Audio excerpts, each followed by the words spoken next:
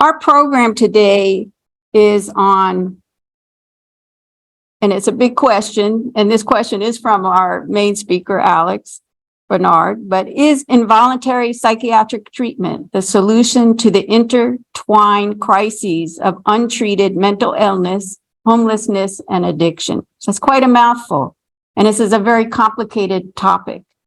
So many people fault the shortcomings of our laws that they think that's created the mental health crisis. However, the findings from a 2019 California State Auditor report said the problem was not our laws, but the inadequate mental health and substance use services. And a recent LA Times editorial suggests, quote, California's care infrastructure for mental health and substance use is a leaky and overcrowded canoe. It won't help to add more passengers who don't want to be there, as SB 43 would do. And we're going to need a bigger boat and a better one. So I want you to know, I first read about our main speaker today, Alex Barnard, in an LA Times article last December, which was entitled Bold Moves to Help the Homeless, Mentally Ill, Should California Follow New York's Lead? Alex is an assistant professor in New York University's Department of Sociology, and he received his PhD from the University of California, Berkeley. So he knows us very well. He received this in 2019. He's been studying California's broken mental health system for a number of years and has written op-eds in the Sacramento Bee and the San Francisco Chronicle about the long debate over forced treatment of the mentally ill. Our second speaker today is Ronson Chu. He's Senior Project Manager for Homeless and Senior Services at the South Bay City's Council of Governments and oversees a number of homelessness and mental health programs for the South Bay. We also have a speaker, Paul Stansbury. He wasn't going to be a speaker, but he had knee surgery, but he's making it here today and he's on Zoom. He's not in person. So we weren't sure he was attending, so we didn't advertise him. But Paul is the president of the National Alliance on Mental Illness, NAMI, of the South Bay, and is a family member of a person with a mental illness who has been homeless at times. NAMI is supportive of the care court, but is concerned about the available treatment and support services and wants more clarification of the term, quote, gravely disabled in California's SB 43 behavioral health bill. So what we're going to do today is we're going to start with Alex. He will be talking for about 30 minutes, then Ronson for about 10 minutes. And then we have Paul who will be commenting on what they're saying. And then we are going to take questions from our audience. Okay, so please welcome Alex Barnard. Good afternoon. It's great to be virtually back in California. I was at UC Berkeley for 8 years. My name is Alex Barnard. I'm assistant professor of sociology at NYU, and I've spent some of the last 4 years examining California's conservatorship system. And conservatorship is the legal mechanism by which mentally ill people are deemed unable to meet their basic need for food, clothing, and shelter, and as a result can be obligated to accept treatment and be placed in a locked facility. And right now, California is in a pretty ferocious debate about whether expanding conservatorship is an unjustified impingement of civil liberties or a life-saving measure. What my work, which is forthcoming as a book with Columbia University Press, tries to do is add some clarity about what's currently happening, why it's that way, and what reforms would actually do to change that. Before I jump in, I want to offer, I think, 3 important caveats. One is that I study homelessness among people living with severe mental illness. And so when we're talking about is forced treatment the solution to homelessness, the answer is definitely no. The question is about what role forced treatment potentially plays in addressing our concerns about a small subset of the homeless population. Second is that California is a really big state. And one thing that's clear from my research is that there's huge statewide variation in almost everything I'm going to talk about. And third, I want to emphasize that while I'm going to be really critical of the mental health system and the conservatorship system, I have really deep respect for the people working within it and the families and individuals trying to navigate it, and focus not on why professionals, advocates, and conservatees make bad decisions, but why there are often no good decisions to make. So for many people, the first time they heard about conservatorship was due to a certain early 2000s pop star. In 2021, thanks to a New York Times documentary and the burgeoning Free Britney Spears movement, California's hidden conservatorship system burst into public view. For many people, Spears' example appeared to confirm what the ACLU states, which is that conservatorship is the greatest deprivation of civil liberties aside from the death penalty. With 1.3 million Americans under some form of conservatorship to some individuals seems to be overused, abusive, and paternalistic. But my book chronicles another set of stories, like that of Mark Rippey, who lived in Solana County just north of San Francisco. Mark had schizoaffective disorder as well as a traumatic brain injury from a motorcycle accident that cost him both eyes.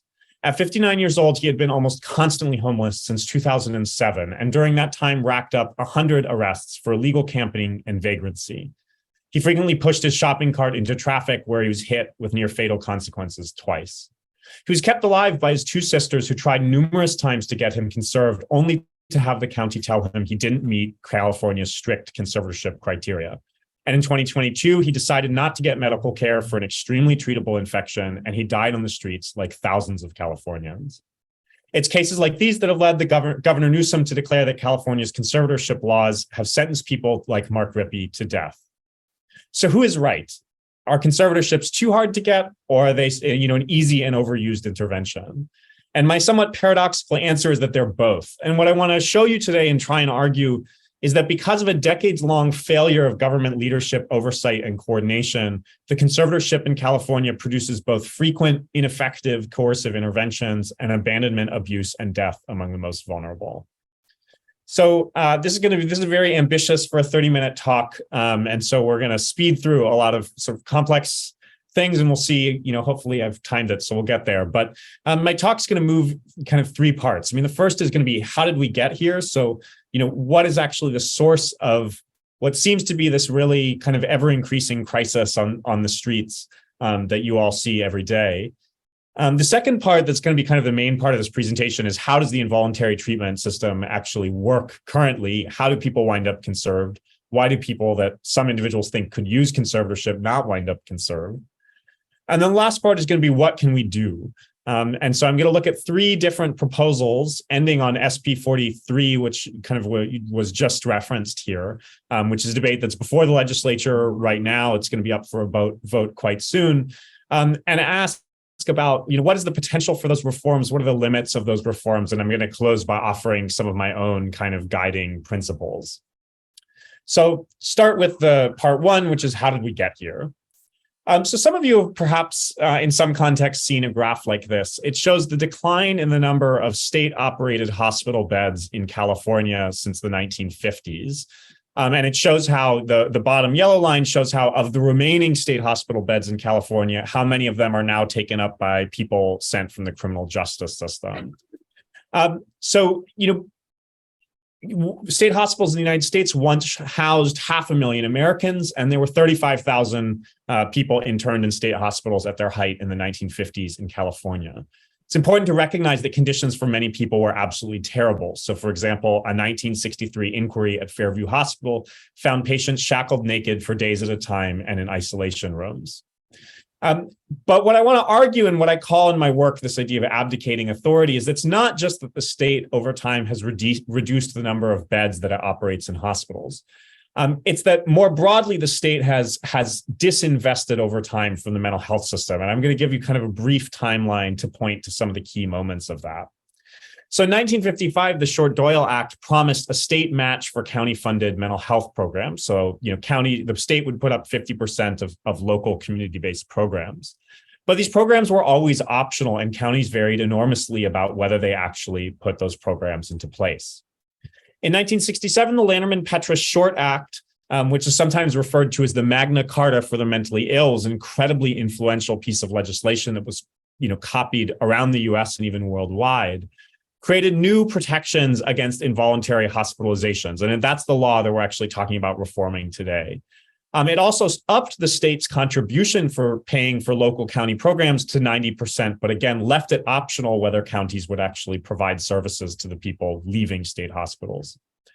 In stark contrast, in 1969, the Lanterman Retardation Act made services for people with developmental disabilities an entitlement program that's, say, not subject to the whims of individual counties.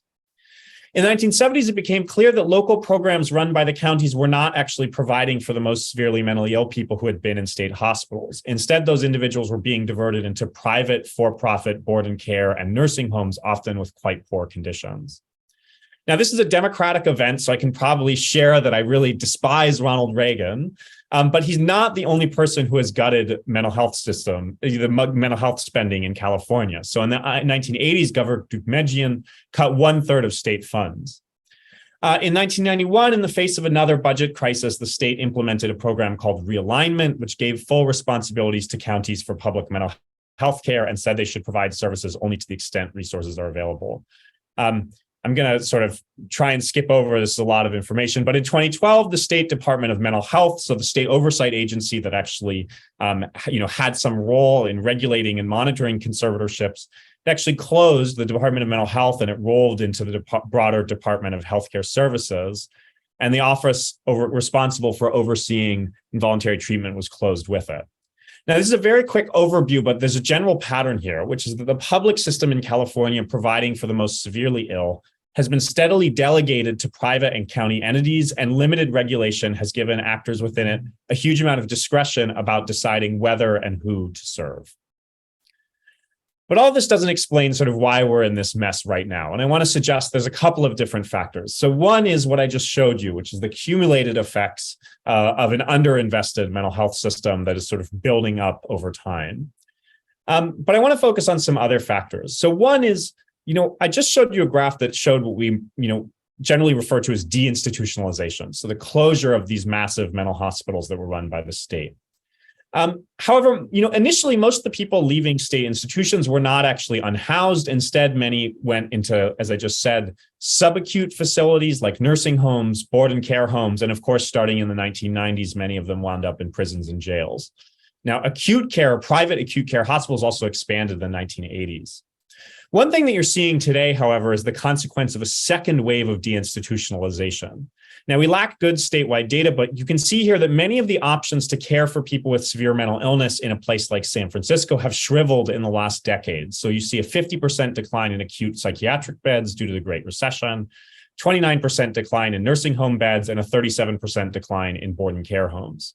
Now, some of these changes are good. So you can see there's a 46% decrease in the number of people defined as mental health cases in the county jail. But many of these individuals have not gone to better community-based housing and treatment, but into the streets. Now, what's happening on the streets? So as you're undoubtedly aware, the most important piece of context for our present moment is that homelessness in California has increased 50% between 2014 and 2022. And unlike states like New York and California, a large proportion of homeless individuals are unsheltered, half of the nation's total. California's homeless population is also highly visible, especially the subset of people with severe mental illness. Importantly, though, the condition of unhoused people seems to have, on average, also worsened. So the number of homeless people dying in LA increased from 500 in 2013 to over 2,000 in 2021. And this reflects partly the impact of COVID, but more significantly, the impact of extremely potent substances like methamphetamine and fentanyl, as well as an aging homeless population with greater unmet medical needs. In short, if you're wondering why things seem so bad right now, my argument is the answer is that it's a confluence of a long-term process of state disinvestment, a new wave of deinstitutionalization that is closing institutions of both care and control, and an expanding homeless population that has been devastated by drugs and neglect. Okay, so I'm now going to talk about how involuntary treatment functions in California in practice. Now, conservatorship is by design really complicated to put into practice, and that's intentional given what a serious restriction of civil liberties it is. So in order to be conserved, a person has to first be brought by a peace officer or clinician to a hospital on what's called an involuntary hold for evaluation. Sometimes that's called a 5150 based on the section of the Welfare and Institutions Code. Then they have to be admitted by an ER to an inpatient unit. And after 17 days, the hospital can then apply for a conservatorship, which is reviewed by the county public guardian. So for an emergency hold and ER admission, the key legal criteria are danger to self, danger to others, or grave disability. Then we have a hospital that applies for a conservatorship. That application is then evaluated by a special county agency called the public guardian. It then goes to a court, which makes a ruling on whether or not to put the conservatorship into place. And the conservatee then goes from an acute care hospital to some sort of placement, which is a locked subacute unit. Now, for the second part, the key criterion for conservatorship is grave disability, which is an inability to meet someone's basic need for food, clothing, and shelter as a result of a mental disorder. Now, to understand the conservatorship process, what I'm presenting you today is based on interviews with 207 clinicians, law enforcement officers, judges, families, and people subject to conservatorship, as well as extensive observations with first responders and clinical teams in hospitals and courtrooms, and a review of documents in over 1,500 newspaper articles on conservatorship going back to the 1960s. So I'm going to trace this process that you see in front of you to kind of try and point out some of the key factors that seem to be playing into decision-making at each point in this process. So the first step on the continuum is usually a 72-hour hold, which is called a 5150. Now, in practice, a huge number of 5150s are used by police to address complaints about disruptive street behavior. So the chart on the left shows the rising number of homeless complaints being received by the San Francisco Police Department. Now, many of those complaints, people are calling in, they're saying that, we think this person is mentally ill. But in practice, actually, the police and a lot of clinicians think that many of these calls are about behavior that's related to methamphetamine consumption. So as one county behavioral health director told me, what we have happening is that police see people who are high, and a 5150 is an easy way to get them off the street. The ER won't admit them, and they come back. The system is kind of functionally dysfunctioning. Now, the result of this functioning dysfunctioning is that some people, and disproportionately racial minorities, accumulate huge numbers of holds. So in Los Angeles County, there are at least 500 people who have 50 plus emergency holds having been placed on them. But what I discovered in my research is that it can be very difficult to get a 5150 for somebody who is invisibly deteriorating in a way that is not generating a lot of complaints. So one woman I interviewed recounted calling the police repeatedly for her psychotic son. She's told me, he thought I was a prison guard trying to poison him, so he stopped eating. I called the police several times, but their evaluation is just a flash. He was locking himself in the garage and had the door changed so you couldn't open it. And if he wouldn't come out and the police couldn't open the door, they'd just say, he's not right, but there's nothing we can do. She explained, on the 6th time I called the police, he was lying on the couch and I got an experienced, probably in his late 50s, law enforcement officer who came. I showed him a picture of my son from his driver's license, and then looking at him, skin and bones, the officer said, I'm going to call him gravely disabled. But it took that much. We're talking about 80 pounds, 100 pounds of weight loss for it to be addressed. Now, two things stand out here that I want to highlight. First is that the state has done very little to regulate how police use their discretion to place people on holds. And so unsurprisingly, the police are out there looking for individuals who seem to be dangerous and disruptive, and they're often leaving in place and not pushing into care, people who are kind of invisibly suffering or deteriorating at home. And second, which is, you really get when you interview police, is that although they have this incredible power to take people to the ER, they have very little power to actually ensure that people they place on holds actually get care. And in fact, that's what we see is people, 3/4 of people who are brought to an ER based on one of these holds. So somebody thought they were a danger to themselves, danger to others, or gravely disabled. 75% of those people are released within 24 hours. So, like I said, in order for somebody to be conserved, they have to not only be admitted to a hospital, they have to stay at least 17 days, at which point the hospital can apply for a conservatorship. Now, very few people reach that 17-day mark. Partly that's because, some individuals stabilize, they're given medication and they're doing a lot better. But in practice, it also reflects the fact that inpatient clinicians in psychiatric hospitals face enormous pressures to discharge patients quickly. So interviews described insurance companies that call after 24 hours of somebody not being actively suicidal, demanding release, or hospital management that would throw pizza parties for those discharging patients the fastest. Now, the result of that has been a really collapsing length of stay. So in 1990, people stayed an average of 25 days in acute care hospitals. And in 2010, the median stay in community hospitals in California was just 6.5 days. Now, financial pressures, as you can see from this chart, have a particularly strong impact on California's conservatorship continuum because of the ownership structure of California's psychiatric hospitals. So our mental health system is heavily reliant on for-profit hospitals, nearly 50% of beds versus 1/6 of regular hospitals. However, the majority of conservatorship applications are coming from a very small number of county hospitals. So what this is saying is that our public safety net actually relies on a lot of private entities, private for-profit entities, that in practice don't actually function the same way that a public safety net hospital would. I talked to one psychiatry resident who described how much these financial incentives and the sort of administration of the hospital weighed on his own clinical decision-making. So he said, in my hospital, before you can even start the conservatorship process, you have to present the case to a conservatorship committee, and they make the decision with the knowledge that they'll sit in a bed for however many months, and the hospital won't be making money on that bed. And so the committee just denies everything. People know that it's not part of the solution. You just have to discharge.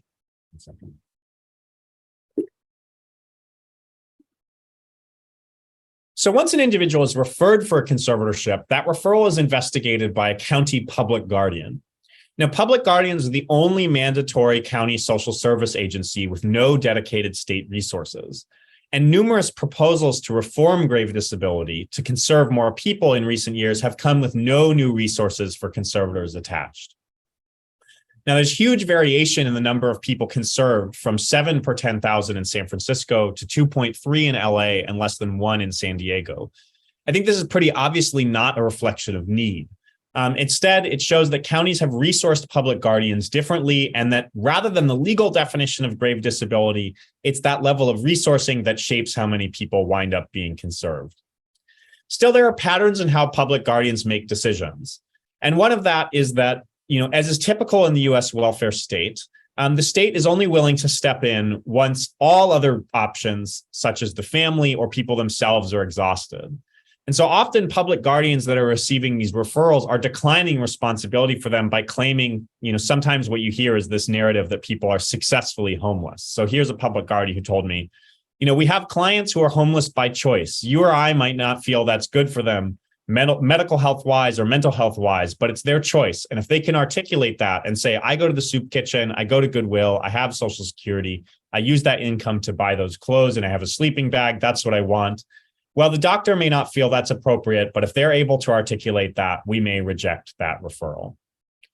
So if the public guardian does accept a referral and a court decides on the basis of a hearing to put a conservatorship into place, most conservatees are ordered by the courts to go into either a locked IMD, which is a subacute step-down facility, or an unlocked board and care home.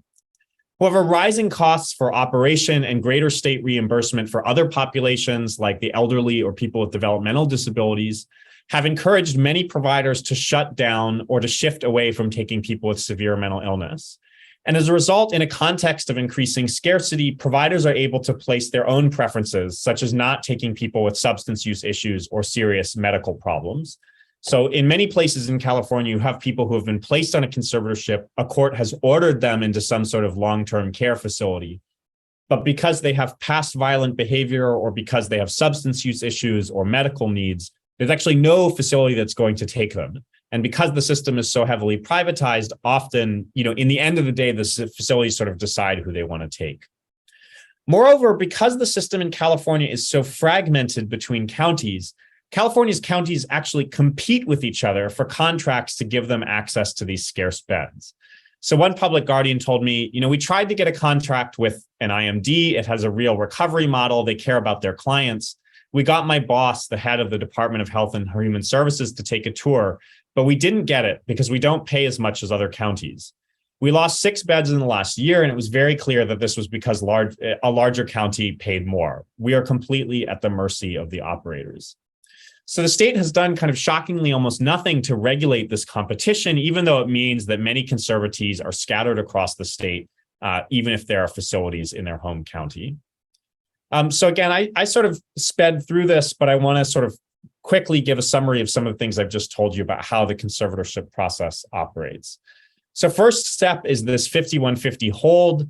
And what we can see from our research is that police are really unlikely to use this 5150 criteria of grave disability, that they're more likely to hospitalize people who are dangerous or disruptive and kind of drive by that homeless individual who's just sort of quietly dying on the streets. ERs also, apply these legal criteria very strictly to screen out many individuals who they say are not mentally ill, but instead they're drug users, they're malingering, they're frequent flyers who are coming for a hot meal and a bed. And so that leads to many other individuals cycling in and out of the system very quickly. After 17 days, hospitals can apply for a conservatorship, but they have very strong financial disincentives to keeping people that long. And that's particularly true for private hospitals. Public guardians, they often refuse applications for people who they claim are successfully homeless, which means they're able to kind of meet their needs in some really minimal way. The courts kind of apply that same understanding of grave disability. And also often a lot of families feel that the courts kind of push people back on them. So they won't put in place a conservatorship for an individual where they can sort of make the family responsible for that individual. And then finally, California has a system of mostly private placements that are able to kind of impose their preference for certain kinds of conservatees without drug use or a history of violence. So that's my very quick sort of primer on how the conservatorship system is actually functioning. And so now let's talk about 3 different proposals that have been, put in place in the last few years to try and change this process to get more people into the sort of involuntary part of the system. And again, sort of my story, the line I call this the abdicated authority, which is that no one in this very complex continuum really has the information, resources, or capacity to mobilize everyone to kind of change somebody's trajectory. So I want to first talk about a bill called SB 1045 and treat it as sort of a cautionary tale. So in 2018, San Francisco State Senator Scott Wiener declared that San Francisco was in the midst of a crisis, a life or death situation, and said that it is beyond inhumane to sit back and watch these people die. And he introduced and the state passed SB 1045, which was a new pathway onto conservatorship for people who came to the ER 8 times in the last year on a 5150, and in the context of substance use and mental illness. This was a really vicious fight in San Francisco. You can see this is a poster that opponents of the bill put up that depicted the public guardian of San Francisco as like a dog catcher that was going to round up homeless people. And that was in 2018. And 3 or 4 years later, hundreds of thousands of dollars have been spent on this program. And only 3 people were actually conserved in the end. The headline there is for 2, but 1 more person was conserved. And for all 3, the results were, not very positive. And I think what this tells you, what wind up happening is the hospitals that were supposed to participate in this new conservatorship system, they were supposed to be tracking individuals who had 8 5150s. They actually largely didn't participate. And I think that, the lesson or the worry everyone should have about SB 1045 going forward is that you can put in place new legal criteria, but if there's no sort of government entity that is really responsible for implementation, you can wind up with a very acrimonious debate and very little change. Now, in early 2022, Governor Newsom said that, he was going to try and create a little bit of a third way beyond conservatorship with the proposal that he called care courts. And that's something that's being implemented in Los Angeles this year and in 7 other pilot counties, and it'll be statewide next year. Now, care courts would allow a range of people from first responders to family members to clinicians to refer somebody to a county civil court if they were deemed incapable of surviving safely in the community and had a schizophrenia spectrum disorder.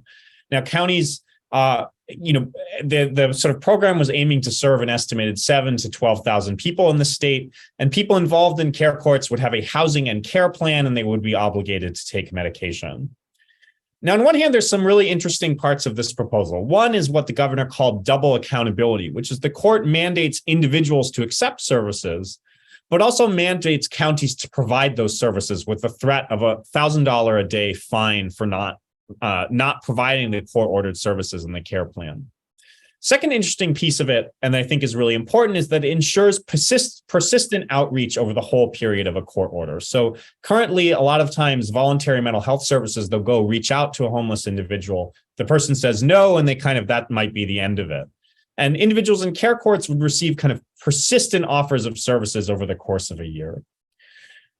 Nonetheless, there are still a lot of sort of pieces that were missing from this care courts plan. So one is that even though the threat of not complying with care courts was that you would be referred for conservatorship, the governor once again sort of declined to provide any money for these county public guardians, and therefore sort of left a lot of discretion in their hands about whether they were actually going to conserve individuals who were kind of quote unquote failing out of care court. Secondly, although everyone in care courts would have a housing plan, there was no guarantee of housing that was actually attached to the bill. And I think what's emerging even more is that much like SB 1045, the bill I just talked about, the process of getting somebody into care courts looks like it's going to be extremely complex. And as a result, you have potentially another case where you have a huge new program that might wind up actually serving many fewer than the 7,000 to 12,000 people targeted by the governor. And that brings us to our third big reform, which is SB 43 before the legislature right now, which is an attempt to rewrite grave disability. So to simply change that basic definition of, grave disability as an inability to meet needs for food, clothing, or shelter, and to expand that. And this is SB 1043. There's been a lot of attempts to rewrite grave disability. There's been basically one every year since 2017. But this seems to be the one that has kind of the most momentum behind it. So what would it actually do? So there's a lot of changes in the definition here. First, and maybe most importantly, it would include substance use disorders alongside mental health disorders as a criteria for conservatorship. Second, while currently grave disability is only for a person unable to meet their needs right now in this current moment, the new definition would consider somebody's trajectory or deterioration. Sorry, seems that there's some, this is classic New York City. There's some very loud ambulances. I don't know if folks can hear that. Third, in addition to food, clothing, and shelter, it would consider substantial harm caused by failing to attend to personal or medical care. And finally, it would allow somebody's inability to understand their disorder or a lack of insight into their condition as one sort of to be considered in determining their grave disability. Now, leaving aside, I think, very important civil liberties concerns, my research raises several questions about what the impacts of this kind of reform would actually be. So one is that over and over again, what we've seen is that in practice, the real definition of grave disability is not what's written in the law, but it is whatever will fill kind of the available resources. So one public defender sort of told me, put it this way, he said, our county has 80 psychiatric beds. If tomorrow it had 160 beds, we would all of a sudden discover that there's actually 160 people in our county who are gravely disabled. So I think that changing the law probably matters a lot less than a lot of people think, because in practice, people on the ground are just adapting how they define grave disability to available resources. Second is that clinicians, like all people, have preferences and prejudices about who to treat. And so this idea of rolling people, substance users, and I think the focus is really on people using, heroin and methamphetamine, fentanyl. There's a lot of challenges of getting those individuals to be taken care of in the mental health system. And it's not necessarily just about legal criteria. It's also based on a lot of clinicians, their senses that, my job is not substance use, it's mental illness. And then finally, absent some real state regulation and leadership, counties are ultimately going to decide how to interpret and implement this law. And some, we've seen historically, some of them will simply not implement it. And that's what we really saw in San Francisco with SB 1045. Okay, so I'm at exactly 30 minutes and I'm gonna wrap up here. So one key takeaway I hope everyone leaves with is that we often hear these discussions around the legal criteria of the Lenneman-Pentras Short Act, where people talk about like it's too hard to force people into treatment in California. And I think that's actually not entirely accurate. If you look at this, the chart before you, the rate of 5150s, these 72-hour holds in California, is actually much higher than the rate of involuntary hospitalizations you see in any European country. And so California, it's not that we have a lack of coercion. We have a lack of kind of coordination and authority over the use of that coercion, which means that many people are actually being subjected to repeated deprivations of their civil liberties in the mental health system. And it's not going anywhere. They're just cycling. The only thing that this involuntary hold is leading to is another involuntary hold in a few weeks. So what are some of the things we could think about to address that? Now, I think as sociologists, we're not trained to do really great policy advice, and I don't have like a bill to give you to support, but I want to like put some things on the table for you. One, I think it's really important to start with this, is that the best interventions to address homelessness as a general problem are prevention, things like, affordable housing, welfare benefits, and voluntary. So there's the idea of housing first, which is the notion that we should just put unhoused people into supported housing unconditionally, right away. And the solution to homelessness is housing. And I think for most people, that's true. However, I think failing to address the complex needs of a small subset of the unhoused population is undermining support for these solutions like affordable housing and housing first more broadly. So I think that we can take a lesson from the developmental disability system, which is that the state should create an entitlement guarantee so that people will only be conserved when they've been offered a full suite of high quality alternatives. And that's not how the county system currently operates. Third is that mental health services need to focus on meeting people's social as well as medical needs with really persistent outreach. So what I saw in my research is the real success stories are often people who the mental health system didn't start with offering them medication. It started with offering, hey, do you want to get an ID again? Hey, do you want to go see the dentist? It's actually meeting people's social needs that brings them into the mental health system. Fourth is that the state needs to have some dedicated leadership for this LPS conservatorship system that's promoting best practices, setting objectives, and collecting data. I talked briefly about this contracting system where a lot of the facilities that serve people with mental illness are private and counties are competing against each other for contracts. That's something where the state needs to play a much greater role in regulating that. And for the most sort of vulnerable and problematic individuals, there's still a need for truly public facilities. I do not think that the entire public mental health system can be contracted out to private entities. And then finally, when we think about housing, we need to be thinking about a full continuum rather than a one size fits all. So everyone talks about we need more beds, but some people, when they say we need more beds, they really think we need more hospital beds. Other people think we need only sort of independent apartments. And the reality is we need to be investing in a full continuum to be able to meet people's needs wherever they're at. And on that note, I'll stop. I'll express my gratitude, and I look forward to hearing what the others say and potentially responding to any questions you have. And you can see there's my email. Feel free to reach out if you have comments or questions. And please, my book is coming out in August, and please consider ordering it directly from the publisher or from your struggling local bookstore, not Amazon. Thank you.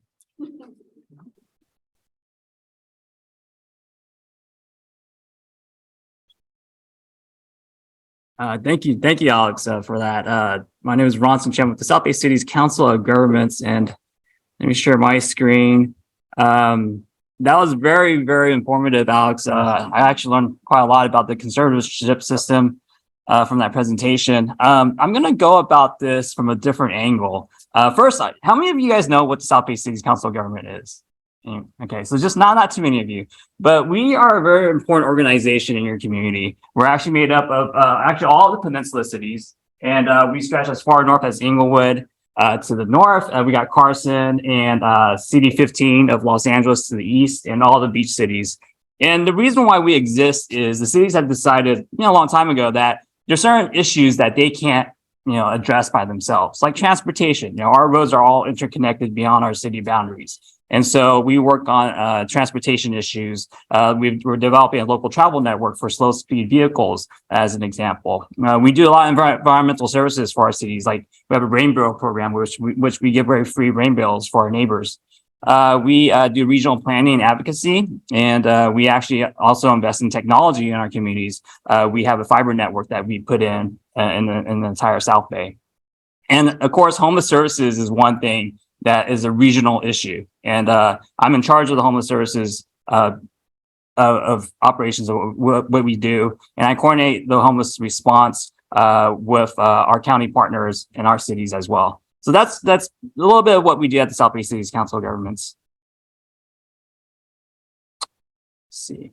Okay, so just really quickly, I'm not a licensed mental health expert. What I can do is just provide you with my observations, what I see when working with our case managers on a day-to-day basis, and what we do in our homeless services department. One of the things that we get asked all the time from constituents is, why do I see the same person at the same spot every day? And we all have experiences, right? Like on your commute, you see that same lady or same person on the side of the street, on the park bench, or maybe it's at your grocery store. You see the same people day in and day out. And that's the most common frustration I get is like, where are my tax dollars going? Why do I see the same person? So it's really, I like to just for simplicity's sake, break apart the homeless issue into two groups. So on the left is the lower acuity folks. And so this is someone like, if I were to get into a major accident, have health issues, and became homeless, I would probably fall into that group. I would probably try to sleep in my car, stay out of sight, and you probably wouldn't even know I was homeless. My friends probably would not know I was homeless. And these are the people that we deal with mostly day in and day out. These are the people I get phone calls of. It's like a senior citizen in the peninsula who can't pay their rent because their social security income is not keeping up with the rent increases. That's actually a very common one that we're getting right now. It could be your local restaurant worker or ex-city employee. We get those too. And also families with children in your schools. You'll be surprised by how many children are at the edge of being housed. So these are kind of the more typical cases. Now, on the right side are the high acuity cases. And that's kind of what we're talking about today. These are the people with mental illness or substance use. And for those folks, to what Alex is pointing out, is that there are not enough resources to help them. And so that's why you see them day in and day out. So Department of Mental Health, they know who these people are and they try to triage them. But because of the lack of resources, they're only seeing them maybe once a month, once every few weeks. And so they're persistently out there. And I want to get into a very specific example, and that's the 405 lady. If you've ever exited the 405 on Inglewood, going southbound, you'll probably have seen her. She's been out there for the past 5 years. And so I would see her every day on my commute. Now, just a little background on her. She's actually from the South Bay. She went to Miracosta High. Her face is blocked out because she wants respect for privacy. But she grew up here, and because of the family tragedy, she kind of had a downward spiral into substance use and mental illness. So in 2017, she started being out on the 405. That was her spot. A lot of times we find people that they have their favorite places to go. And for her, it was that exit, that off ramp at Inglewood and the 405. We outreached her in 2017 when we first saw her. But unfortunately, she was service resistant. And we find that a lot in the people that have mental illness. So she had multiple 5150 holds. And what Alex is saying, these are 72-hour holds. And they're really brief. And in fact, oftentimes they're not even the full 72 hours. They're sometimes let go after 24 hours. She had multiple arrests, and this went on for 5 years. So yeah, I saw her every day on my street. That's a picture of her going into a convenience store, and she was buying alcohol at the time. So then this went on for 5 years, but in May 2022, after another arrest, something happened. The court at that point mandated a longer term hold. So she was placed on a 14-day hold and also mandated medication. Because of that medication, she stabilized and she agrees to future medication. But because it was only a 14-day hold, she was released back on the streets. But because of that stabilization, she actually agreed to shelter and services for the first time. But it was very difficult to find a shelter bed that was the right fit. We tried putting her in a congregate shelter, but that just didn't work out. And so the clock was ticking because we wanted her to get indoors, or else we were afraid that she would go back into her usual kind of downfall. So then in June 2022, the call, we stepped in. We said, okay, we're going to pay for a motel stay because we want her off the streets, and we want her to maintain that stabilization. So we put her in a motel knowing that we were hopeful that the Redondo Beach pallet shelter would open up the space for her. During this time, during the day, they're not confined or they're not forced to be indoors. So she was still hanging out inside the 405 freeway because that was her spot. And then what DMH was doing at this time was they were injecting her monthly with medication. This medication is almost like a miracle drug. like one injection lasts a month, and it really changes their behavior, and it stabilizes her. And so she was taking this injection on the side of the freeway, which is kind of crazy because we're doing medical procedures now on the side of the freeway. But to Alex's point, that's how we treat our mental illness in our country. So it really speaks to not having enough facilities, but we were doing what we could to make sure she was stabilized. And then in July of 2022, she moves into Redondo Beach Health Shelter. So a spot opened up, and that's Lila with her. Lila is probably by far our best outreach worker in the South Bay. She houses so many people on a weekly basis. It's amazing. While she's in the pallet shelter, so pallet shelter is different. It's a non-congregate shelter, so you get your own space. It's small, but you got your own private bed. There's air conditioning, and they also provide meal services. So it really helps with their stabilization and their privacy. And we find that these are more successful in terms of people participating because it's non-congregate. Typically on a congregate side, there's some trauma that goes along with being a congregate shelter. So people like being in a non-congregate setting. And so while she was in this, we also applied for parent supportive housing on her behalf.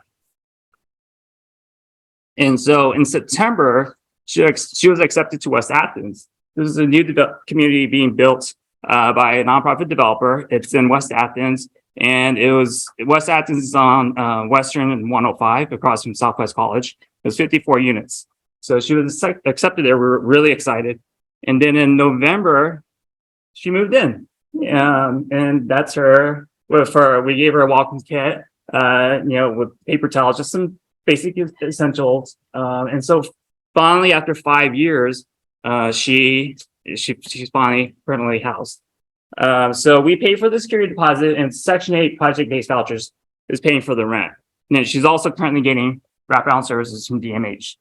But the thing I want to really stress here is when we looked at this for 5 years, she was just getting 5150s. That's one thing, one distinction I want to make. Those are just really temporary holds. What we really needed from the very beginning was a stronger court intervention to get her medication and the help that she really needed. And once she got that intervention in May 2022, between May and November when she moved into the apartment, how many months was that? What was that? 6 months? So you can see where the courts, when they play a role in putting someone in an intervention, it really helps. And that's one thing we see constantly. She is not like just a one-off anecdote. We see this all the time. And in fact, Lila just called me this week, and there's a man in one of our permanent supportive housing sites that has been housed for a year and a half. And but unfortunately, he decided to get off his medication. And now the PSH site is threatening to evict him. Now, the one thing you have to understand is PSH is the ultimate outcome. There is nothing else. Once they're in PSH, that's it. They're getting housing and they're getting wraparound services.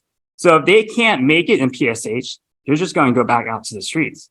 And so the PSH site is like, well, we can't force him to take his medication. So what are we going to do? We have to evict him. And we're like, no, you can't evict him because then he's just going to start all over. And so that is a dilemma we face every day in homeless services. That PSH site cannot force this man to take medication. And then so he's just going to become another taxpayer burden after he gets evicted. But we're fighting it, and hopefully we'll have a good outcome. The one other thing I kind of sort of disagree with Alex is that it's not easy to conserve someone. I have an intern. She is 25 years old, and she used to be a PAP outreach worker. And so when she had one client that she wanted to conserve. And in order for her to do that, she had to file police reports on that person. So she had to wait for him to threaten her with violence before she can file. And then she had to file a police report in the hopes that will get him conserved. So in her experience and experience with a lot of our case managers, it's not easy to get a conservatorship. And so, I mean, just being a parent, I'm sure like her parents would not want her to be in a profession where in order to help someone, she has to be threatened. And so that just didn't really sit well with me. So just in conclusion, I just wanted to say that, I think we do need more supports. We need more facilities. We need more beds. We need more conservators. But at the same time, we can't necessarily wait for all that stuff to come online. So we do have to make it easier for our case managers and also these people suffering from mental illness to get the help that they need, whether or not it's something that they realize they need it themselves, or it's something the court needs to order. So we're hopeful that things like the care courts and some of these new legislations that are coming online will kind of further that cause. So yeah, that's it. Yeah. Okay, next we're going to have Paul comment on both what Alex has said and what Ronson has said. And then I would like Alex to follow up with feedback on what Ronson said as well. And then we'll take questions. Good afternoon. Thank you. I'm Paul Stansbury. I'm the president of NAMI South Bay, National Alliance on Mental Illness. I've been working with NAMI the last 20 years. My son developed a mental illness back in 2020. Year 2000. So it's been 20 years, or actually more than 20 years. Thank you for I want to thank Professor Barnard for his studies. I really appreciate it and applaud you. And please keep studying and research in this area. We need that type of focus and review of this. And I also want to thank Ronson for trying to address the issues in terms of a regional approach. My sort of general comments are from a family perspective. I've talked to hundreds of families, hundreds of persons with mental illness over the 20 years. Our interest is to try to support and to educate and advocate for persons with mental illness and their families.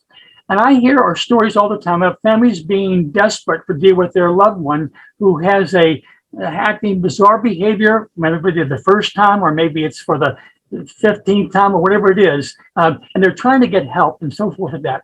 So I certainly applaud and agree. We definitely need to improve the infrastructure. We have a lack of mental health professionals. We have a lack of getting visibility and a drain upon the people in that field. So we definitely have a need for more mental health professionals in our levels. We need for more housing and services and treatment.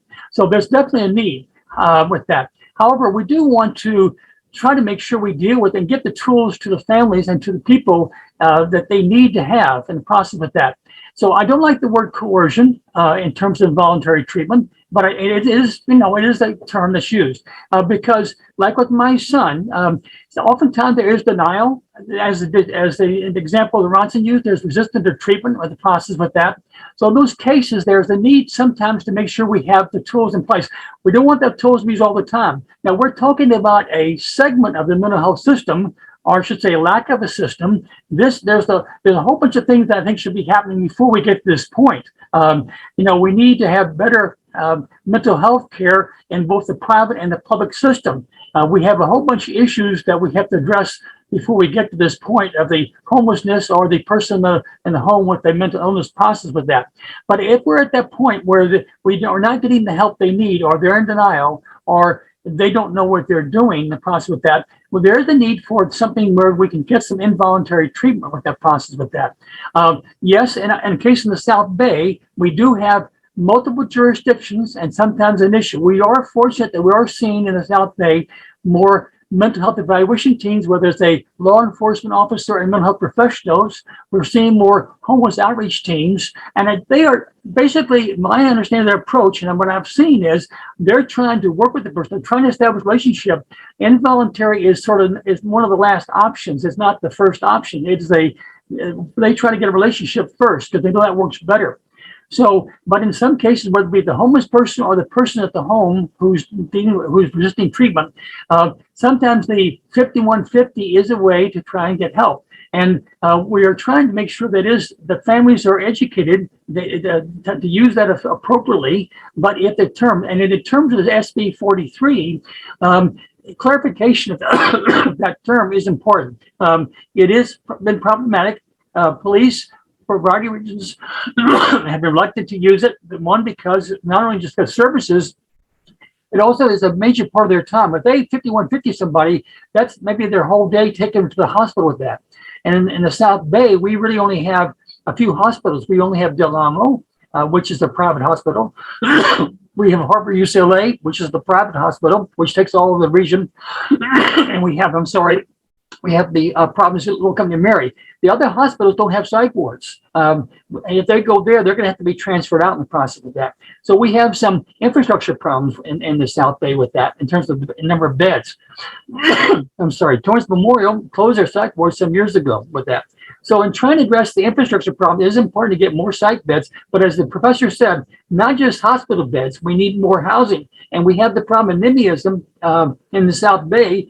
We had one example in the West Carson area where people fought violently against housing. Now, and we need to do a better job educating about the need for a variety of types of housing. Because people who are homeless are people from the South Bay want to live in the South Bay. They're like the person we give an example. They tend to want to stay in there they grew up in or where they live. They're not all from some other area with that. So getting that infrastructure is important. Being able to have housing develop is important. But I think the SB 43 helps to clarify it somewhat. It's just one piece of the puzzle. There are many other pieces that need to be addressed. The care court is also part of that puzzle. We in NAMI are very concerned about the infrastructure. We're following it very closely to make sure that hopefully the ideas are being fulfilled. But I do agree with Professor Barnard. He had some great suggestions, things we need to follow up on. I'm sorry now with that coffee. So those are some things we do need to put the whole puzzle together. But we want to make sure we don't want to turn down some of the pieces that are part of that. And so involuntary treatment, I think, can work in some cases. It may people relapse. For example, with my son, he has a dual diagnosis, which means he has a drug and alcohol problem and a diagnosis of schizoaffective.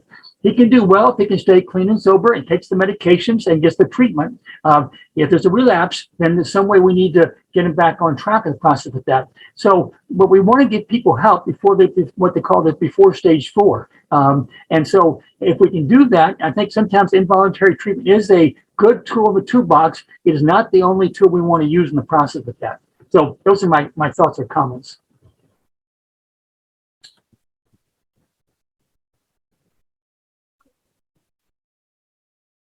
Then, I'm sorry, this is the mic, so I have to walk here. But Alex, then you can comment. And you have questions? There's a question in the chat. Oh, Yeah, but before you get to that one, why don't you comment on what Ronson was saying, and then we'll get to the question in chat. well, I'd say I really, really appreciated what Ronson said, and I think it captures. There are just like a few things I want to just comment on how important I think. I mean, one is this idea that when we talk about homelessness and mental illness as like this kind of giant mass, but we're really talking about a group that has a lot of variability, a lot of variation within it, and the solutions for kind of one part of that population is really different than the solution for another part of this population. And I think like sometimes really things get all sort of mixed together, or we try and look for one size fits all. And I think this division of thinking about the really like acutely sort of people with acute mental health and addiction issues, and people who are just really down on their luck and potentially dealing with mental health or addiction on top of that. I do think that's really different, and it's important to make that separation.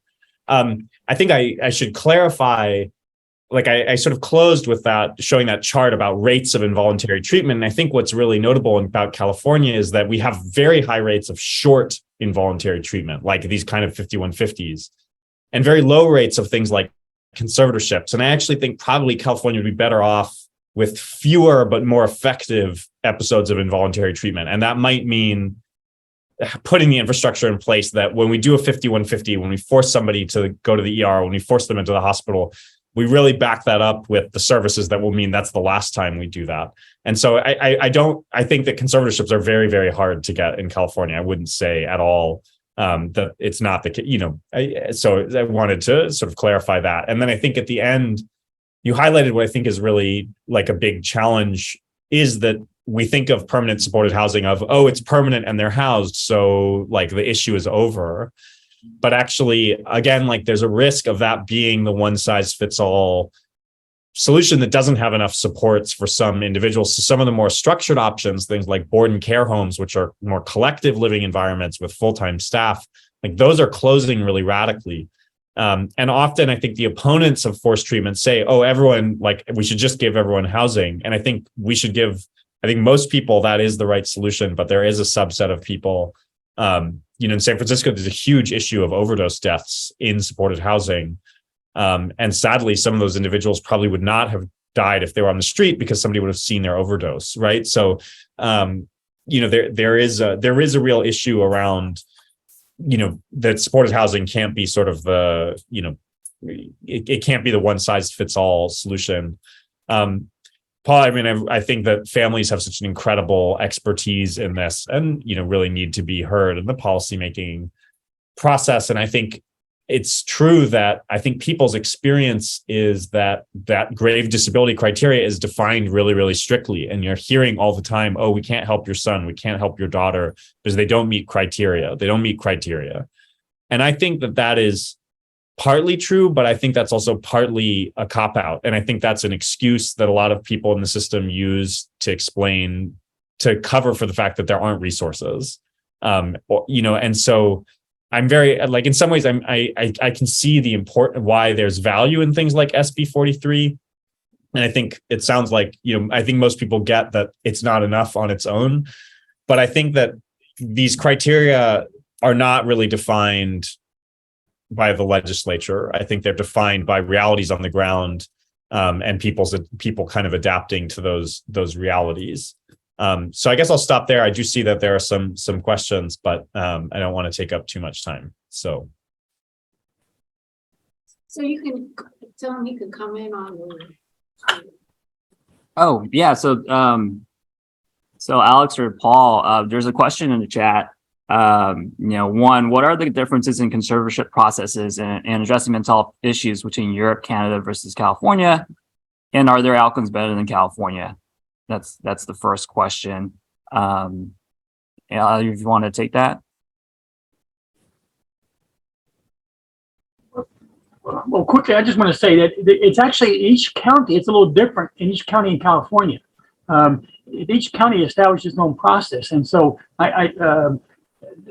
so I think the laws are I don't know, I'm not familiar with the different laws in Europe or Canada. Now, we are, but I think the definition that stable, grave, maybe Professor Barnard can speak about the difference in Europe or Canada.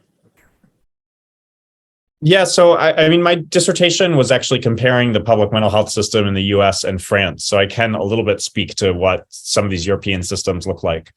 I think it's hard to get good cross-national data, but it's certain the outcomes are sort of obviously and visibly much better almost everywhere else. But I don't, it's not sort of a magic secret sauce that they have in France that makes things work a lot better there. They have public housing, they have universal healthcare, they have more dignified welfare benefits. And there's just a floor. I think what you see in California is people who have been neglected for so long and are so disenfranchised and have been kind of burned or failed by the system so many times that right now we're kind of trying to play catch up, and we're trying to sort of get those individuals back into services. But they're in really bad shape. And I think you don't see in Paris people who have, there's nothing akin to Skid Row. There's nothing akin to Skid Row in New York. It's kind of, there's a unique, it's not just about mental illness, but there's a unique just sort of set of social circumstances in California that have created a population in really bad shape. And I don't think there's any mental health system in the world that could easily address that set of issues. And I think the job of the mental health system in a place like France is just a lot easier because you don't have people in such desperate straits. After that, France actually has a looser criteria for involuntary hospitalization. The standard is less strict, but they use it less because they have a more comprehensive system with more hospital beds. They have 50% more psychiatrists per capita, and they have free access kind of universally. So I think you're going to see that the European healthcare systems are very, very different, but I think that kind of baseline of better social services, better health services, I think they're starting from such a stronger baseline that, they just don't have some of these situations. They don't have the size of the incarcerated population that we have in California. There's a huge number of people leaving California's prisons and jails, which is a very welcome change, but there's not the services in place to reintegrate those individuals. And Europe just never incarcerated people on that level. So I think California's got a really big dilemma as a result of, I think that there are huge investments. I think credit should be given to the governor in counties like LA. There's a huge amount of effort and investment going into this, but it's coming at the end of a really long, it's coming very late for a lot of people. I mean, 2,000 people died on the streets of LA last year. Yeah, I think as a corollary, as a follow-up question on that from the same person, why do we not see the same large tent encampments in Europe, Canada? And I think you kind of answered that, Alex. And I would echo that, is that when you go to Paris, you go to Singapore, you go to some of these other countries, the social housing stock of those countries is way more than our social housing stock here in the United States. In Paris, it's 30% of all their housing is public housing. Singapore, I think that number is 90%. So they have identified housing as a social safety net. In our country, we do not have that. In fact, our largest public housing, I think, build out in the last several decades is in California, and that's Project Homekey. And that was a recent investment by the governor to build out more public housing by converting hotels into public housing. So we definitely lack that investment. That's why you don't see tents in Paris, but you see that in Los Angeles, because we just don't have the public housing stock. And I see Charles with a question. So we're going to take a question. Okay. Yeah. Well, you're fine. All right. Go ahead. I want to get an idea of your success rate in the South Bay. You talked about the different people. How many actually make it, so to speak? Mm-hmm. Yeah. So the homeless count is actually coming out next on July 1st. And on the last homeless count, which was last year, it was counting between 2020 and 2022. The South Bay, we actually, through our investments, have decreased homelessness in the South Bay by, I think it was 2.5%. Some of our cities have actually seen larger decreases. I want to point out Redondo Beach, because they've made a lot of investments into homelessness. They started the homelessness court. They invested in their own homeless outreach coordinator, which is Lila, you saw earlier. They also were the first city to put in the pallet shelters in the South Bay. The homeless court actually is now a nationwide blueprint. A lot of cities across the country are coming to Redondo Beach to check out the homeless court because they want to copy that. I think it was Omaha was a recent city that was looking at doing the same thing. So Redondo Beach went from 170 people in 2020 down to 90 people in 2022. The number's gone up a little bit this coming year, partly because the pandemic relief programs have ended. And so we're expecting that spike. Right now, our family program in the South Bay, there's 200 families on the waiting list, not for a shelter, just to talk to someone. It's going to take weeks to talk to someone. And so we're trying to make some contingency plans, but that kind of speaks to not just lack of resources on the mental health side, but lack of resources just even on the homeless services side. Part of that is because of people not wanting to work in this field anymore. A lot of people want to work from home. Homeless services, you cannot work from home, unfortunately. So we're finding it hard to hire up. And the same thing on the mental health side. Staffing is the biggest issue right now. So yeah, hopefully that answers your question. Okay. So Oh, and then Charles. Great, thank you. I just want to say hi to Paul. I'm actually a psychiatrist. I work like in 20 years in the community mental health system, and so I want to thank the three of you for talking. This is more for Dr. Barnard, Professor Barnard. You started with the slide of Britney Spears, and I remember a lot of us when we saw this, a lot of us in mental health were just like, how in the world did she get conserved when we can't get anybody else, in our clinics conserved? And on the other hand, I've had many Black families who have been very reluctant to use 911 or call the police because they actually fear their loved ones will get shot and killed. And I'm wondering, is there any significant difference in race regarding the ability to get a conservatorship or to get a placement in some of these resources, whether that's been studied? Sure. Thanks for that question. It's true when a real doctor addresses me, I'm like, don't call me doctor, like call me professor. I feel uncomfortable. Like, in a crisis, don't ask me for anything. But I think that the Britney Spears slide is a little bit of a bait and switch because Britney Spears she was on a probate conservatorship, which is a whole different type of conservatorship, usually for people with developmental disabilities or like cognitive issues, dementia. and at least the standard for them is quite a bit lower. So I don't think anyone actually thinks Britney Spears could have qualified as gravely disabled. Like, she was placed on a 5150. She was in a psychiatric hospital, but then they put her on this other conservatorship track. I think, like, as a researcher, one thing that I find very frustrating is that there is no statewide data. The state doesn't even produce a reliable count for the number of people who are conserved. So, like, that's how bad the data on conservatorship is. And I think one reason that's really concerning is if SB 43 passes, we won't know if it did anything. We'll have anecdotes, like we can collect out of anecdotes, but we have no baseline data. So we won't really be able to measure what sort of the impact of this law was. I can't speak to the race on conservatorship, but it is very, very clear that Black people receive. If you look at different counties, we do have data from LA, we have data from Alameda, we have data from San Francisco. And when you look at who is getting tons and tons of 5150s, it's really disproportionately Black people. 50% of people in San Francisco who have 8 or more 5150s, that was that SB 1045 law I was talking about, 50% of people who have 8 or more 5150s are African American. And that's a city that now has 6% of its population is Black. And that is, like, unbelievable in terms of how shameful it is.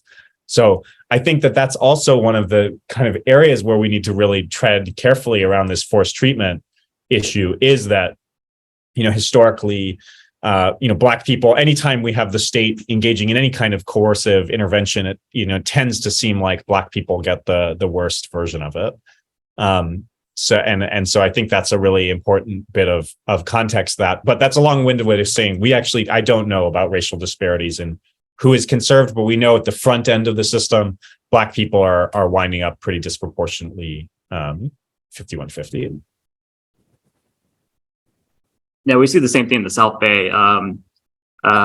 Just in LA County in general, Black people make up 8 to 10% of the population, but they're 30% of the homelessness population. So if you are catching a net for 5150s, then you will catch an over-indexing of Black people experiencing homelessness.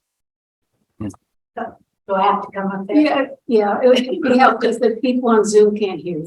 Okay. Unless you repeat your question. Okay. I live in San Pedro, and I was told that homeless people were being allowed to stay at one of the hotels. Is that something that people are doing or allowing? And if so, as someone who might want to stay at the hotel, I'm not sure if I like that, if the person is mentally suspect. Yeah, I can answer that. I can answer that question. So we are using hotels and motels. They're typically, I'd say, lower tier establishments where, and oftentimes a lot of bad things are happening there anyways, like prostitution and drug dealings and things like that. So the argument that we make is that, well, hey, we're actually going to take over this hotel and better it and try to help people with it. They're probably not hotels you typically want to stay at anyways.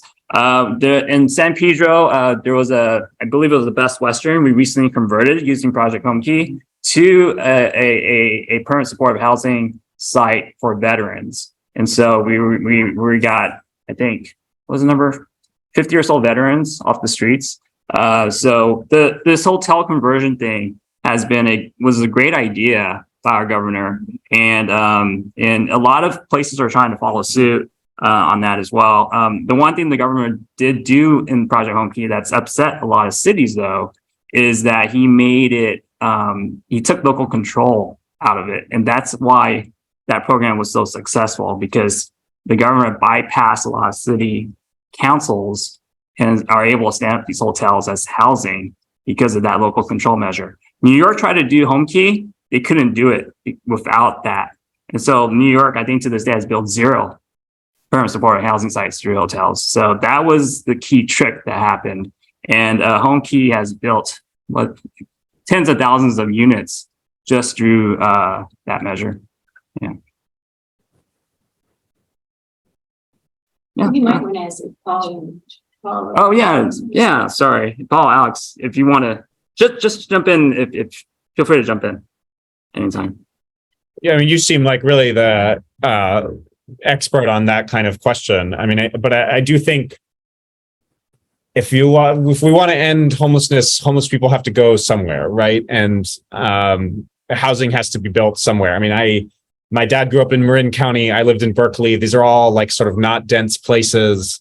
You know, there are places where you don't really want huge, you know, I live in Lower Manhattan. It makes sense to have huge apartment buildings here, but you kind of, if people in Mill Valley don't want that, but at the end of the day, you know, there's no way, certainly I think the sort of academics working on this, and I think the people on the ground know there's no way out of this without building a massive amount of housing, and unhoused folks are going to wind up somewhere. And I think that is a little bit, you know, local control has been a huge problem in the mental health system because counties have really decided who they want to serve. And that's been kind of the same issue with housing. Counties have decided whether they want to build supported housing or not. And I do think it's a statewide problem, and there is a need for a kind of more kind of activist government in this to make sure that the burdens and challenges are being spread equitably.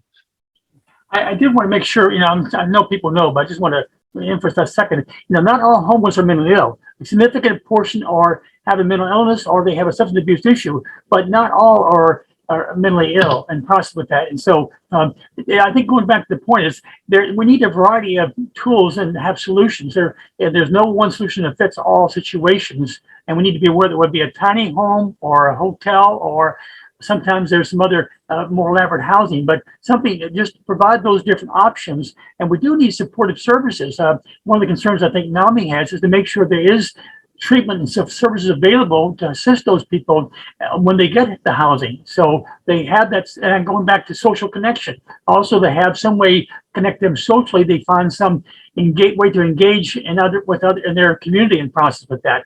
And that way they won't have the relapses with that. So it's a whole network or framework that needs to be sort of structured. And actually that actually becomes less costly in the long run. You don't have the revolving door in the jails, or you don't have a revolving door in the hospitals. You have actually less investment in the community overall. But otherwise you tend just the problem just continues and escalates. Oh, boy. I want it. So you talked about the shortage of housing for these adults.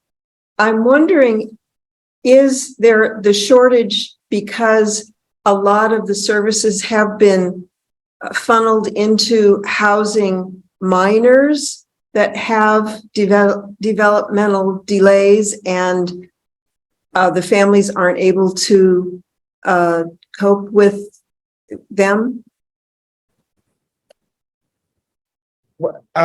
So there is, I mean, the services for people, there's a kind of interesting historical story about why these two populations took such different paths, right? Because both people with developmental disabilities and people with mental illness were both stuck in these state institutions. And no one is saying that deinstitutionalization of people with developmental disabilities was a failure, right? Like that's actually, I think broadly that system is imperfect, but I think almost everyone thinks it was an improvement. And I think it is this, the state really made a fiscal commitment to meeting as an entitlement to meet these individuals' needs.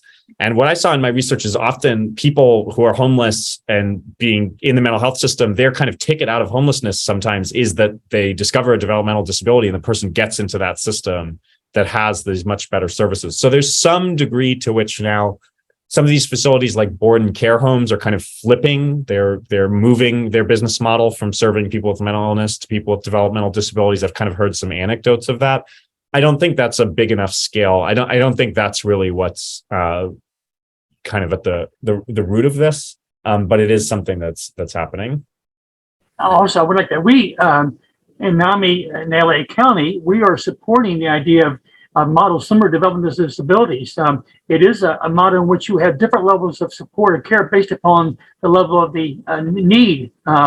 So that's something which is not available in mental health. It's like for the supplemental security income, it's one amount of money for all, no matter what the level of need or situation is with their illness with that. So that's something which certainly, I think, I appreciate the professor's viewpoint upon that. It is a good model in many respects, which we would like to emulate for mental health in many respects.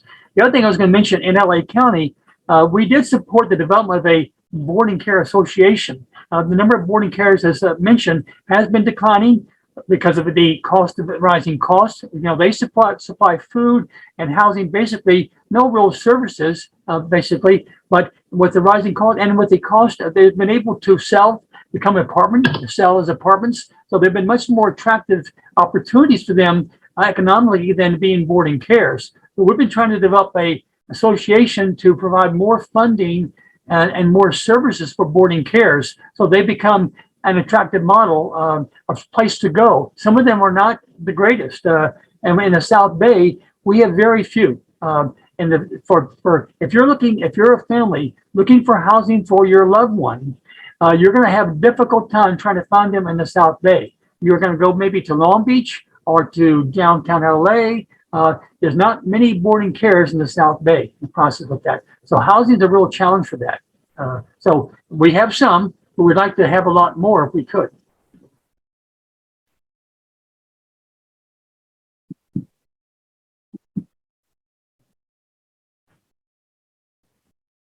Thank you. Professor Barnard, you've done a good job of illustrating the depths of the problem. And as people interested here in public policy, I have to say that we're in desperate need of aspirational goals for us to focus leadership. When our elected officials and our fellow citizens look at this abyss of problems with the homeless and mental health, I think they become numb and turn away. So we need I'm asking you to reach out to political messaging or messengers and come up with some aspirational goals that we can point to, because this is also not just a dismal failure. There are no good old days to go back to, but it's an opportunity for us to look forward to create the kind of society we want and talk about all the jobs that are going to be created, building housing, doctors, caregivers. This is a tremendous opportunity for us to create much needed jobs. And so anyway, we're looking to you. I'm hoping that you can turn some of the attention you've given to the problem into some aspirational goals that we can inspire our leadership and our fellow citizens to get behind. Thank you.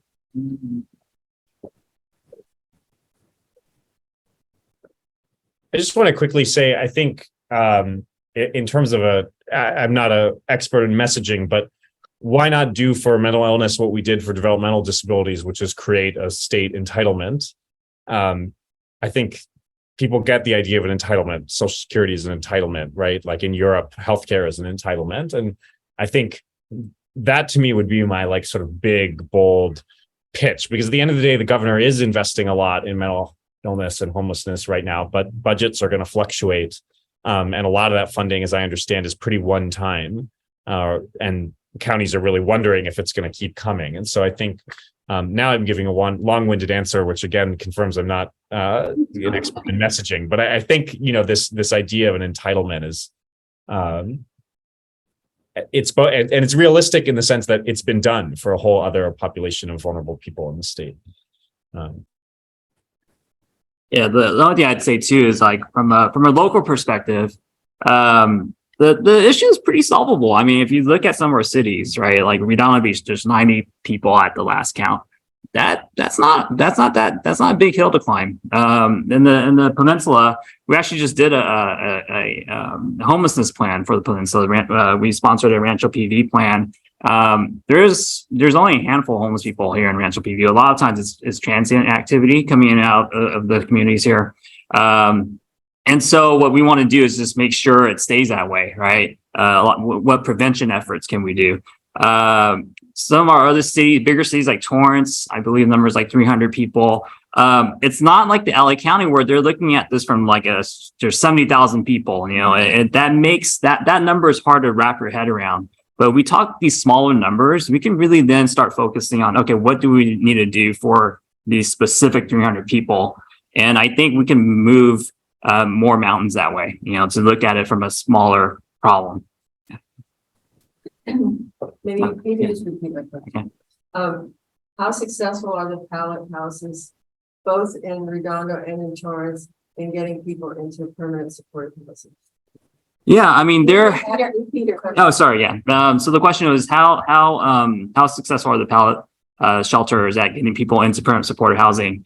So they're as successful as there are available housing. And so that's part of the problem is that in Redondo Beach and Torrance, these are very stressed rental markets. There's not a lot of open availabilities in our in apartments.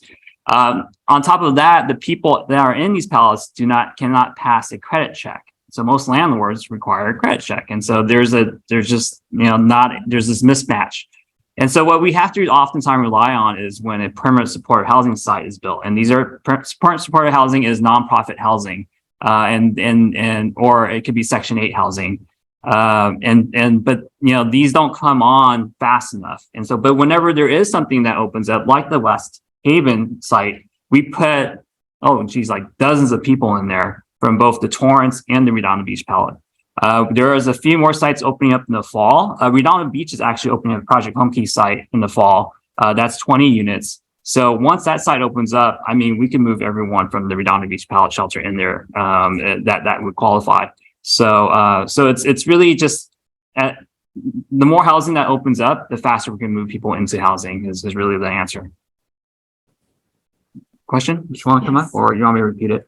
I'm wondering, since you have such a small group of people that you're working with for homeless, 90, 100, whatever, if you've taken a look at categorizing what their needs are and how they became homeless, and if what they need is shelter, if they need to be arrested, if they need to have whatever support systems come into play, because not all people are mentally ill, not all people want to have shelter.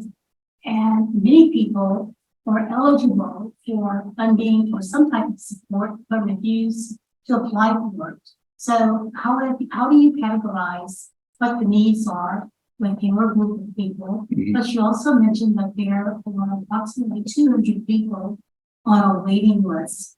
And having worked in the mental health field, I know that if you have a patient or if you have someone who calls and they need help, and you don't address that need right then and there, they tend to see that you feel that my need is not so great, so maybe next time, or maybe not at all. Yeah, so thank you for that. So the question is, since the numbers are smaller in our region, is it possible to then start categorizing people based on their needs, right? I think that's a great question. And that's something that's probably my greatest frustration that you hit on. One thing that the system is very good at is protecting people's privacy. But when you do that, then you can't share information with jurisdictions. So I'm with the South Bay City Council of Governments, and this is true for the city of Torrance, for all of our cities. The system does not give us reports on who our homeless people are. And ever since I started, I've been fighting that because I think I know that they're trying to protect someone's privacy, but how can we help people if we don't know some basic information about them, right? So just to give you a perfect example, I know from some surveys that at least 30% of our homeless population, they actually have income. And it's not even a small amount. They have income between $800 to $1,500 a month. And this could be in the form of Social Security or SSDI, disability insurance. And so if that's the case, then we really just need a small subsidy gap to get them housed. But without that type of data, we're just kind of throwing darts in the dark. So you're absolutely right. We should be able to get that information. So what we're doing at the COG is we're kind of trying to go around that. And so we're talking to our caseworkers individually and starting to case conference on an individual basis. We've been trying to fight for access to the system, but that hasn't been going very well. So now we're just trying to kind of figure out if there's ways around it where we can get this information so that we can better help our homeless neighbors. Okay. Okay. So we're kind of towards the end of our meeting, and I just wanted to sum up a couple major points here. And thank you so much, Alex and Paul and Ronson. I mean, this is as we started out, this is a complicated subject. And the thing is, we're almost fighting ourselves because it's like what Alex was saying, we don't have the infrastructure here. We don't have single payer. We don't have housing. We don't, public housing to put people in. So we're starting so much below where we should be. And I know, just like Paul was saying, that he has a son, I have a friend who has a son too, who is homeless, and he does get SSDI, and she controls it, but she shouldn't have to do it. A parent shouldn't have to do it to give him money, which she knows is not going to the right place. And it just hurts our heart to have to be in this situation where we can't do, like Ronson was saying, where the cities can't share their data and help the families. And, so that's why our topic is today, and it's not going to be solved today, but we're here to show you how complex it is and that we have to keep fighting to help people. I want to give one last example. I ride a bicycle with this lady in the back here, and we were riding on the Strand near Marina Del Rey, and there was a man laying, I'm not sure, it was a person laying on the path with a blanket over them, and they weren't moving, and we thought they were dead perhaps, but then we saw there was some breath happening. And luckily we were right near the visitor center in Marina Del Rey. I mean, he was like 10 or 30 yards away. So we went in, we knocked on the door, and we said, we just want someone to check on this person. And their first inclination was to call 911. And that was the worst, because what we wanted is, isn't there a mental health? You don't want the police to come. You want someone to check if this person is okay. And it just, I know you all are in this situation that you hear where, what am I supposed to do? Should I have asked the person if he wanted us to call? Maybe he was just there, So we've seen this in our community, and we all have to reach out, and we have to help, and we have to continue these type of discussions. So I'm so glad we had everybody talking here today, and we will continue the discussion. Thank you for coming. Thank you very much for inviting me. Oh, yeah. Do you have any closing, Alex or Paul or Ronson? One thing I want to say is in LA County, 988, you can call 988 is more dealt with mental health crisis or substance abuse than 911. And I hope you're aware of that number. And then 2, there are ways to report through LA HOP. If you see a homeless person and you're not sure what to do, you can report their whereabouts online, and that way they can maybe start to get some help that way in the process. Wherever you're at in LA County, it's called LA HOP. You can check it out, and that way you can at least let people know where there's a person that may need some help. So thank you. Alex, did you have any closing, or you're okay? Okay. No, I don't think so, but thanks a lot. Feel free to reach out if anyone wants more information about my work.